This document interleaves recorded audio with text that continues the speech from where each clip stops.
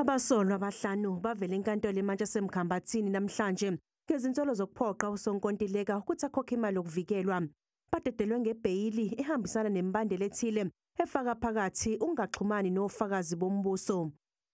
Your bail is granted and fixed at 10,000 rands with 3 conditions: that you must not interfere or communicate with the complainant or state witnesses in any manner or form, that upon you paying bail, you are to immediately relocate to the verified alternative address at Yellow 14 near Esitopin Esikulu, and the third condition is that you must report once a week at Plesleya police station during working hours on Thursdays. Ekuqaleni umbuso wakhala ngokuthi abasolwa ngenzeka baphinde baphazamise umsebenzi oqhubekayo okwakhiwa kwebhuloho uma bekhishwa ngebheyili. Kodwa imantshi ixwayise ngokuthi izohoxiswa ibheyili uma abasolwa bengayithobeli imbandela yayo yokuthi bengalibhadi endaweni okwenzeka kuyisigameko. The following applies to all 5 of you.